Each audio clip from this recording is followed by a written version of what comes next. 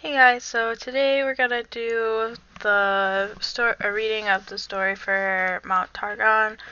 This came out when Aurelian Soul and Tarek's rework got announced. So we're gonna start with Mount Targon, and then the next couple videos will be the lore that was changed for Diana, Leona, Tarek, and then the stuff for Aurelian Soul.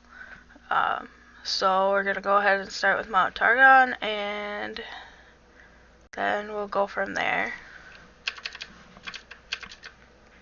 So Mount Targon is the mightiest peak in Runeterra, a towering mountain of sun-baked rock amid the range of summits unmatched in scale anywhere else in the world. Located far from civilization, Mount Targon is utterly remote but impossible to reach save by the most determined seeker.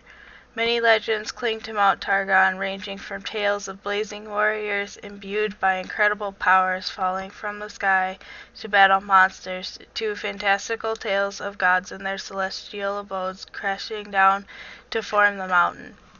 Some legends even go as far as to claim the mountain itself is a sleeping titan of antiquity.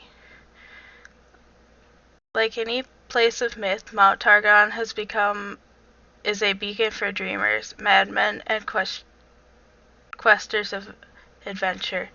Those who survive the arduous journey to the foot of the Titanic mountain are welcomed by fellow pilgrims by the scattered tribal communities that have set up Nordic camps around its base.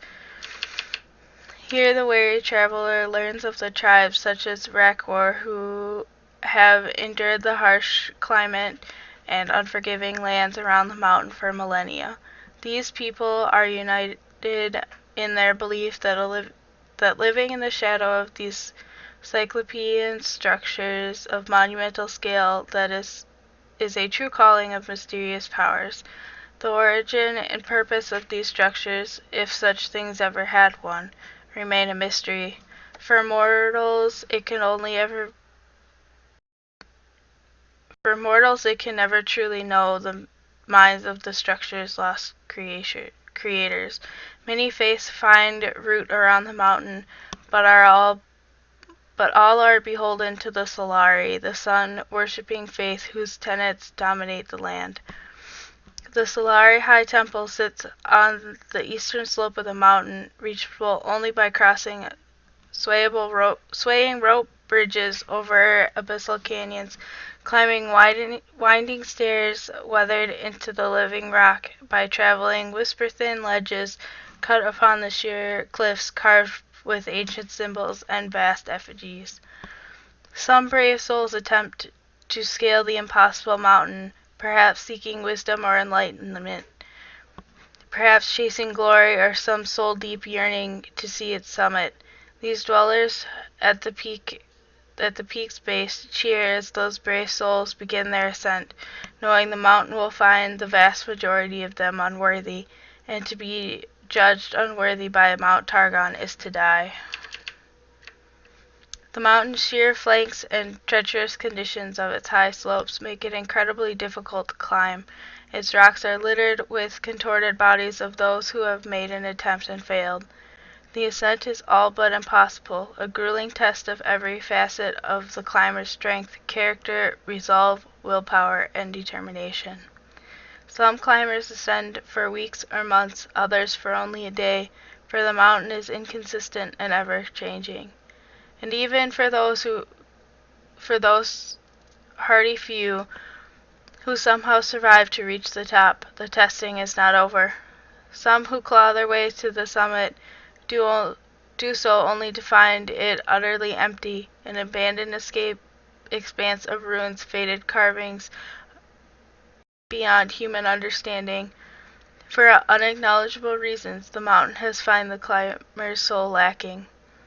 For a handful of others, however, the summit is said to be veiled in a cascade of shimmering light, through which wanderers and far distant vistas can be glimpsed in the bewildering, tantalizing visions of mystical domain beyond. Despite attaining their goal and reaching the summit, most fail this last test, turning away in fear from this inhuman realm. Of those rare few who press on, most never return, while others may return in minutes, years, or even centuries later. Only one thing is certain: those who return are changed beyond recognition.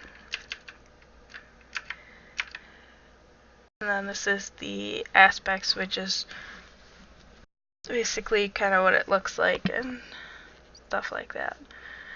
The sky around Mount Targon shimmers with celestial bodies, the sun and the moons, but also constellations, planets, fiery comets that streak the darkness, an auspicious arrangement of stars.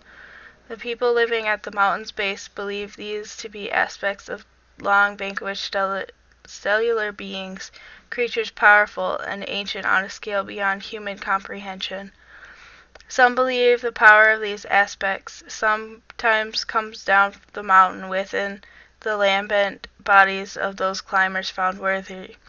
Such an occurrence is unimaginably rare, and amazing tales of their exploits form around such individuals, who only ever appear once every few generations.